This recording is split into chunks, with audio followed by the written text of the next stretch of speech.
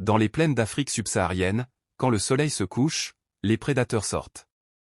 Ce soir, une panthère affamée a repéré quelque chose qui l'intéresse, un terrier. À l'intérieur 2 ratons. Des petits. Vulnérables. Elle ne sait pas encore qu'elle vient de commettre la pire erreur de sa vie. Leura-t-elle. Mellivora capensi. 40 cm au garrot. 12 kg. À première vue, ridicule face à une panthère qui pèse 7 fois son poids. Mais le ratel est classé depuis des années comme l'animal le plus intrépide du monde par le Guinness World Record. Ce n'est pas un titre honorifique. C'est un avertissement. Il est construit différemment. Sa peau est épaisse, presque 2 cm sur le cou et le dos et surtout, elle est lâche. Si un prédateur le saisit, le ratel peut se retourner à l'intérieur de sa propre peau pour mordre en retour. Des lions ont lâché prise. Des léopards aussi. Et la panthère approche du terrier. Silencieuse. Calculée. Et puis il sort. Le père. Les poils hérissés sur toute la colonne vertébrale, les griffes plantées dans la terre, les yeux qui ne scillent pas. Il ne recule pas d'1 centimètre. Chez le ratel, quand il s'agit des petits, quelque chose de neurochimique se déclenche. Les scientifiques l'ont observé, l'animal passe en quelques secondes d'un comportement normal à un état proche de la rage incontrôlée. Comme si un interrupteur était activé et qu'il n'y avait plus de bouton pour l'éteindre. Il grogne. Un son guttural, rauque, presque mécanique. Ce n'est pas une mise en garde. C'est une déclaration. Et la panthère charge. Réflexe naturel, elle a fait ça des centaines de fois. Le ratel ne fuit pas. Il charge en retour. Il vise le bas du ventre, les pattes, les zones sensibles. Ses mâchoires développent une pression parmi les plus élevées, proportionnellement, du règne animal. Elles peuvent broyer des os. Des tortues entières.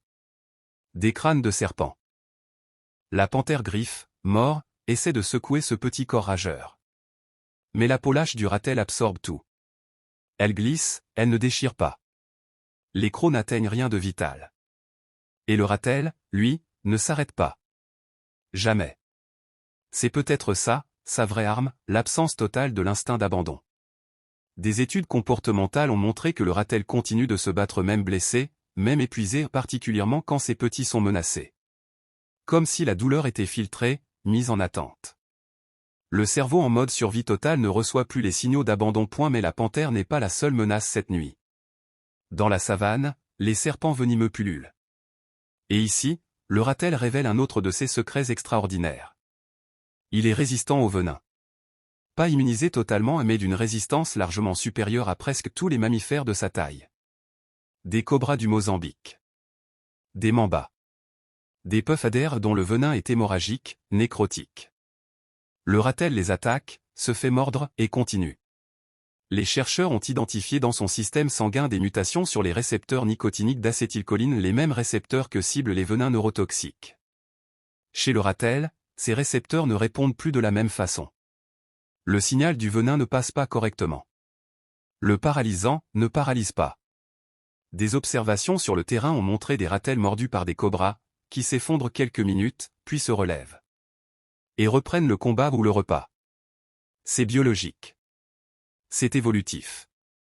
Et c'est dévastateur pour n'importe quel ennemi qui comptait sur son venin. Ce n'est pas une défaite spectaculaire. Pas de cris, pas de blessures mortelles. Juste, une décision. Un calcul que font tous les prédateurs intelligents, ce combat ne vaut pas ce qu'il coûte. Le ratel reste devant le terrier. Il ne poursuit pas. Il n'a pas besoin de victoire totale. Il a besoin que les petits soient vivants. Le ratel ne gagnera jamais un concours de beauté. Il ne sera jamais le plus grand, ni le plus rapide. Mais dans la nature, la taille n'est pas toujours ce qui compte. Ce qui compte parfois, c'est de ne jamais décider que c'est fini. Le ratel, lui, n'a pas cette option dans son programme. Surtout quand ce qu'il défend, c'est ce qui compte le plus. Fondu au noir. Musique douce. Son de petits ratels dans le terrier. Okay, let's go.